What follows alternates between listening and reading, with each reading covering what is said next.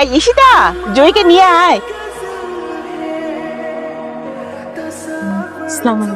ওয়ালাইকুম আসসালাম। মাশাআল্লাহ মাশাআল্লাহ। তোমার কি আমার এই গাধাটাকে পছন্দ হয়েছে? ডেটটা করে ফেলি, আমরা নেক্সট স্টেপে যাই। অবশ্যই। তুমি কাঁদছো কেন? মন খারাপ? আমার অতীত সম্পর্কে জানবেন না? আমার মনে হয় কি অতীত নিয়ে কথা না বলাটাই বেটার। অতীত শেয়ার করলে ওভার থিঙ্ক হবে, সন্দেহ একটা সম্পর্ক ফাটল ধরিয়ে দেয়। আমাকে আপনার পছন্দ হয়েছে? প্রথমে তো বিয়েতে আমি রাজি ছিলাম না, বাবার কাছে ছবি দেখে পরে আমি রাজি হয়ে গেছি।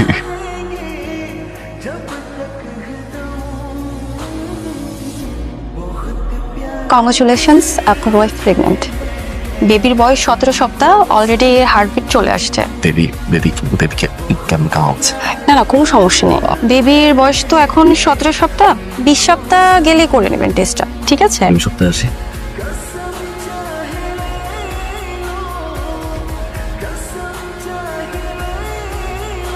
প্রথমবার বাবা হওয়ার নিউজটা না কি হলে গল্প নাফিস, বলো না। তোমরা সবাই এত ভালো কেন?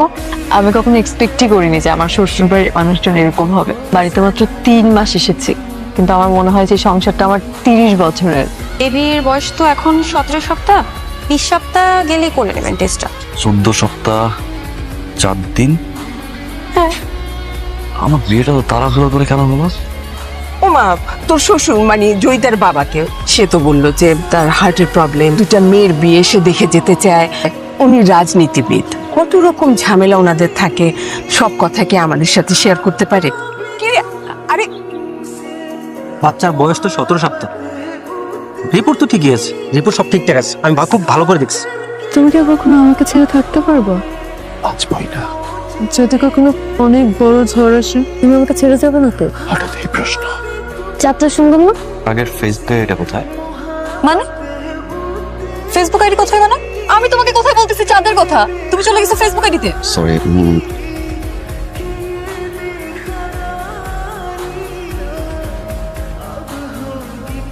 ভাবির নাম্বারে এর আগেও একটা আইডি ছিল যেটা এখন ডিঅ্যাক্টিভ করা, আর এটা ভাবির নিউ আইডি। তবে চলবা। নাফিস, বলো না। তুমি কি আমাকে ভালোবাসো? এটা কেমন প্রশ্ন? ভালোবাসি, এতটাই বিশ্বাস করি চোখ বন্ধ করে পানিতে চাপ দিতে পারবো। নাফিস, আমি বাবার বাসায় যাবো। হঠাৎ বাসায়? বাবার শরীরটা ভালো না, চলো আমি যাই। আমি একাই যাবো। মা, তুমি কি ওদেরকে আলমানের কথাটা জানাইছিলা? তুই চুপ। ওই ছেলের নাম জেনে এই ঘরে আর কখনো উচ্চারণ না হয়। চুপ কেন থাকবো? বারবার বলছি ওদের কাছে কিছু লুকিও না, ওদেরকে সত্যিটা বলো। কেন বলো নাই? কি বলিস? ছাড়ো তুমি আমাকে, ছাড়ো। আমাকে মেরে ফেলো বাবা। আবার কথা বলে। দাও, আমাকে বলতে দাও। আমার ইচ্ছার বিরুদ্ধে আমাকে বিয়ে দিছো। বাবা, তুমি শুধু আমাকে কষ্ট দাও না, তুমি আমার দ্বারা একটা ভালো পরিবার, যারা প্রত্যেকটা মানুষ আমাকে বিশ্বাস করে। বাবা, তুমি কি জানো আমার পেটের সন্তানটা কার? জানো না?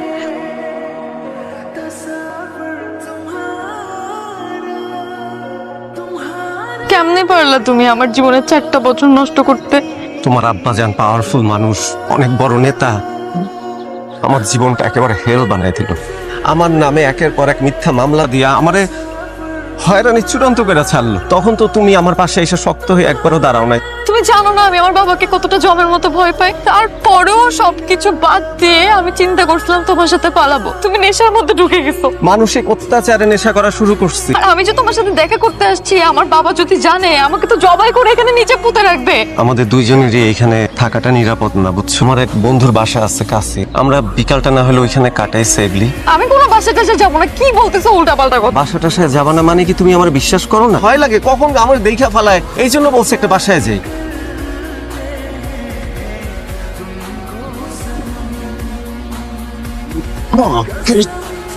তোর তো এখন জেলে থাকার কথা নেই। কি এটা? জামাল মোল্লা এমপি পদপ্রার্থী এতক্ষণ যা বললো তা কিন্তু এখানে রেকর্ড হয়ে আছে। ওর মেয়ের সংসার, ওর মেয়ে 17 সপ্তাহের গর্ভবতী না? তোর মেয়ের সন্তানের বাপটাকে আমি দেখ, আমি আমি যে তোর মাইয়ার সন্তানের বাপ, এটা যদি তোর মাইয়ার সংসারে নিউজটা যায়, তোর মাইয়ার কি হইবে রে? কি চাস বাবা তুই আমার কাছে? ক্ষতিপূরণ দিবি আমার, 30 লক্ষ টাকা দিবি তুই আমার। এই মুহূর্তে তুই আমারে 30 লক্ষ টাকা দিবি। ইচ্ছা মতো ভৈরা দিচ্ছি। শালা সারা জীবন আমার উপর জুলুম করছিল, সারাটা জীবন আমার উপর অত্যাচার করছে। ভাই এই হইলো টাকা আর এই হইলো মেশিন। কিন্তু ভাই আপনি কি? আমার 14 বছরের যাবজ্জীবন হয়েছিল, কোনো উকিল কোনো ব্যারিস্টার কেউ আমারে জেল থেকে বাই করতে পারেনি। আপনি আমারে বাই করলেন, আপনি আমারে জানাইলেন যে ওইটা 17 সপ্তাহের প্রেগনেন্ট। ওরে শায়েস্তা করার জন্য আপনি আমারে বুদ্ধি দিচ্ছেন, আপনি আমারে অস্ত্র দিচ্ছেন। ভাই আপনি আসলে কে? আমি সেই পুরুষ, প্রথমবার বাবা হব এই এক্সাইটমেন্টে পাগল হয়ে গেছিলাম। বাবা জানে বাচ্চাটা আমার, মা জানে বাচ্চাটা আমার, বোন জানে বাচ্চাটা আমার, সবাই জানে বাচ্চাটা আমার, বাচ্চাটা কিন্তু আমার না। আস্তে আস্তে আস্তে আস্তে জানতে পারলাম এক্স বয়ফ্রেন্ড আর আমার শ্বশুরের বলির পাঠা আমি। আপনি জয়িতার হাজবেন্ড, তার মানে এই সব ছিল আপনার প্ল্যান। আপনি আমারে দিয়ে গেম খেলাইছেন। শালার পর শালা তোরে আমি আগে মারবো। যাবজ্জীবনে একটা আসামিরে 2 ঘন্টায় বের করছি। আর এটা খেল না, 5 মিনিট সময় লাগবে। যেখান থেকে বের করছি এখানে বসতে। আরে ভাই সূর্যের আলো দেখতে আমার এমন চিপায় ঘুরবো না। যাবজ্জীবন কারাদণ্ডের আসামি বের করছি, রেসপেক্ট মি না। ভাই আপনি আমারে মাফ করে দেন ভাই, আমি জয়িতারও চাই না, ওই বাচ্চাও চাই না ভাই। ভাই আপনি শুধু আমার জেলের মধ্যে পাঠান না ভাই, জেলে পাঠান না। আমার বাবা একদম মানে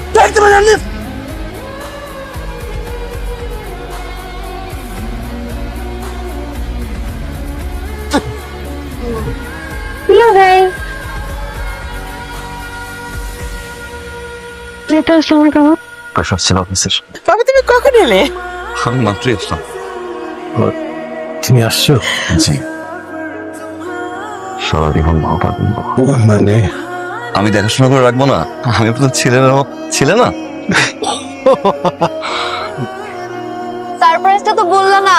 সারপ্রাইজ হচ্ছে আমরা হানিমুন দেশের বাইরে যাচ্ছি। সত্যি প্রমিস। অনেক খুশি হয়েছি। বাবা মাকে এই অবস্থায় যেতে দেবে? আব্বু আমাকে জানি তো টিকিটটা কাটলাম। নাফিস, আমি তোমাকে একটা সত্যি কথা বলতে চাই আমার অতীত নিয়ে। এই বাচ্চাটা তোমার, আমার, আমাদের, শুধুই আমাদের। এটাই সত্য। এই সত্যের বাইরে আমি কিছু জানতে চাই না। সবকিছু করতে পারি আমার পরিবারের জন্য।